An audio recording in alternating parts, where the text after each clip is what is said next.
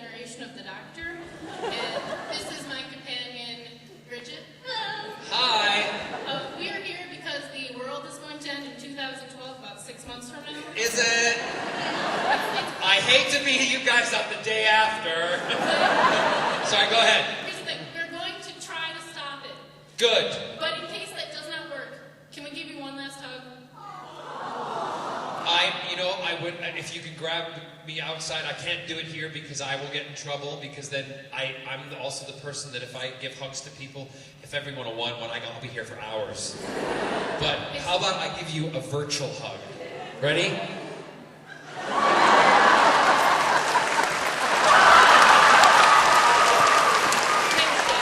You're welcome. Yes. As the owner of a rescue dog, I want to say, thanks again for what you do for Dogs Trust. Yep. Now, because she's special needs, getting to the UK is not an option for me most of the time. What can fans here in the US do to, you had mentioned possibly down the line more Broadway, more concerts out here.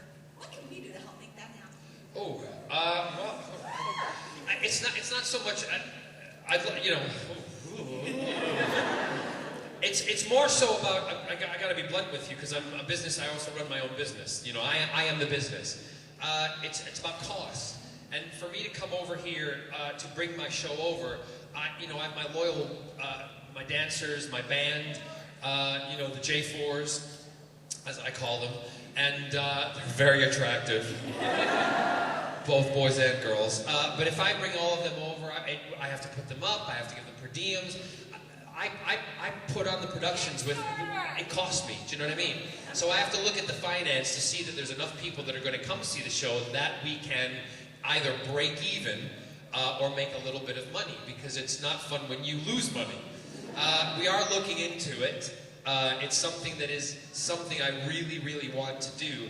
I think it would have to be done in big cities, because that's where most of my following is, in larger cities around the US. So just watch this space. And again, I don't know what you can do. But you guys on blogs and on sites can create such a storm. So if you have an idea, go for it and help it out. You're welcome. In the back. Well, apparently the TARDIS dropped me here twice, so there's another 10th Doctor right here.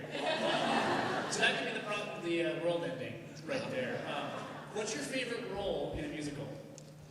Again, I don't answer that, because every role I've really loved. I have to say that if I had to choose, one of the shows would be. Favorite character then? Well, again, it's not so much because I like in Miss Saigon. I loved playing Chris. It was me getting to be a GI Joe on stage. In Anything Goes, it was being, Anything Goes was the show that made my career. It had the resurgence in my career. Cole Porter's played a huge part in my career, my musical life. I love doing things like, I just did, a few years back, I did Zaza and Lacage, and I love doing that. So there's all sorts of different roles that have meant a great deal to me, and I will choose to do roles because I want to do them, not because somebody is telling me I have to do them. And I'll do them because I find something in the story or the character that I think is either important for people to understand, or it's just a lot of fun. Thank you. You're welcome. Yes? I actually went to Dreamers Workshop with you about 10 years ago. Oh, who is it? I can't see. Hi, I'm Maureen. Say it again? Maureen. Maureen, oh my God, look at you. How are you? I'm doing awesome. Well, that's unbelievable. That's really, really incredible. And what, are you still, I'm speechless. You're an attractive young woman now. How's your mother? She's doing really good. Good. And what are you doing now? I'm a grad student at Columbia. I study animation. Totally, congratulations. I must say, Maureen, she did I can't remember what the monologue was from. Do you remember? I No. don't think I did monologues. I did a few solos. Yeah, but Maureen was very, very focused on what she did, and I absolutely adored the fact that she was one of the hardest workers in the workshop. You were, and you really excelled in the stuff you did. And I'm so glad. Congratulations on everything. Really, really. And hey, Dreamers Workshop was a workshop that I used to go back to my high school in Joliet, and I would get kids during the summer, and we do what was about a two-week workshop. I think so too. Yeah, 2-week workshop, and we'd work it, and at the end of the 2 weeks, we'd do a big performance. And all the young people had to do either monologues or songs, and we did a big couple of big production numbers. Was it fun? Oh, absolutely. See? Anyway, perfect. Yeah, actually, the quick question Yes. is, at the end of Miracle Day, it seemed like there were a few unanswered questions or setups for a possible another story. And Yes. I was wondering, would you continue the story, or what direction do you think it would go in? I have no idea, because at the moment, Torchwood is on a hold. It's and nothing's happening because Russell T. Davies is dealing with an issue with he and his partner, and it's a personal issue, and that's not for me to discuss. So, and I think it's pretty much out there that he's not very well, and so we were all asked to put a hold on it because he's not able to write. He's focusing on Andrew, his partner.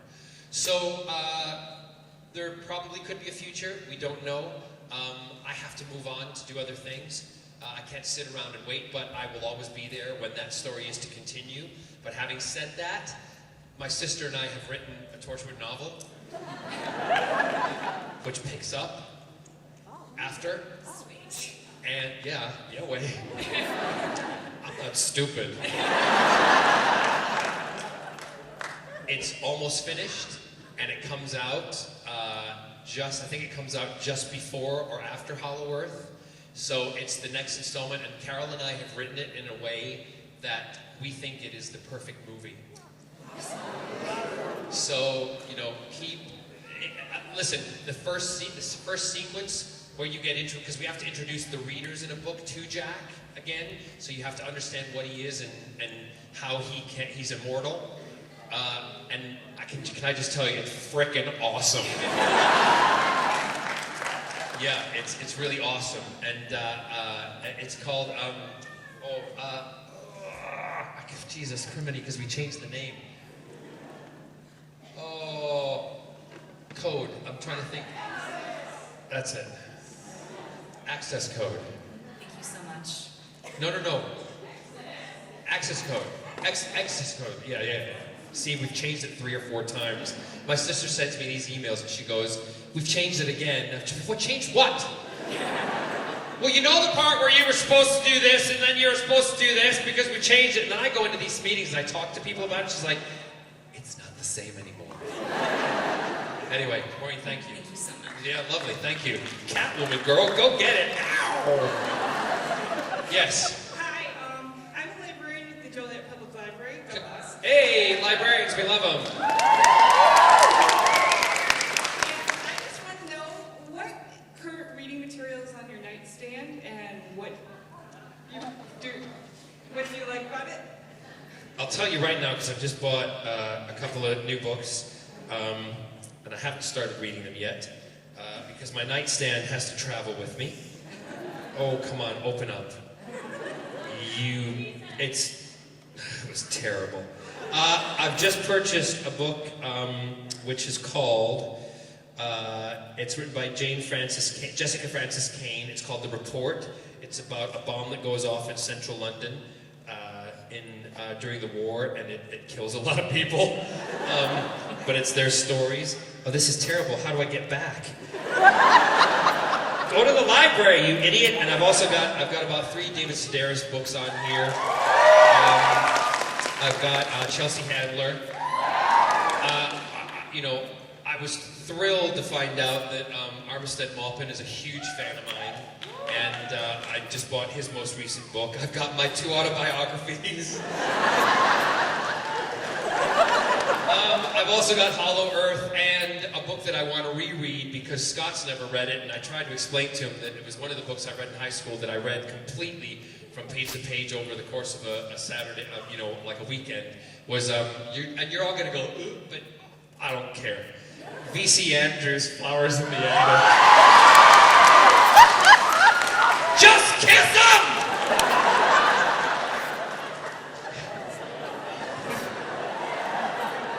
there be thorns, petals in the wind. Totally gold star. Yes. When you're on set, do you ever play any pranks? Always. Can you tell us about any of them? No. All I'll say is Eve Miles, when we would do, Eve and I, when we would be working on the show and we'd be doing our close-ups, and when it's my close-up, obviously, you know, it goes over her shoulder to me, and I do the close-up, and then when we turn around, it goes over my shoulder to her, and Eve just never would keep a straight face, because I'd be doing something, I'd have, you know, there's something there or whatever. But the other night I went to see her in the play she was in with Zach Braff in London, and there was a bit where they were. This is not going to be funny to you, but it's funny to me, and it made me laugh. But it shows the kind of connection that Eve and I have. I was in the audience, and there was this whole speech going on about what was it? They were talking about the movie with Charlton Heston and Moses, and the other girl called him Charlton Moses. For some reason, I found that really funny. You know, she was like, yeah, you know the guy who was in the first Planet of the Apes movie? You know, Charlton Moses? Well, I peed myself. Eve heard me laughing, and Zach Braff is trying to do a speech to her about Charlton Moses, really intense, and Eve is crying because she can hear me going, Charlton Moses! In the audience. In front of about 1,500 people, and she's crying on stage because she hears me. In front of her co-star, who's trying to be serious and give a really dramatic speech. And at the end of it, he just looked at her and he went... So we went out for drinks that night afterwards, and I said to her, all I need to say to you, Eve Miles, you were good, but Charlton Moses. And she said, I hate you, because now every time that speech goes, she's not going to be able to look at him. Yes. In the back. Oh, well, there's one. Oh, one in the front. There you go. I had a kind of dad-related question. At the end of Miracle Day, I won't say no, we should. I'll just go ahead. If they haven't seen it by now, forget about them. Have y'all seen it? Yeah. Do you want us to spoil it or no? No, don't spoil it. Don't spoil it. Don't spoil it.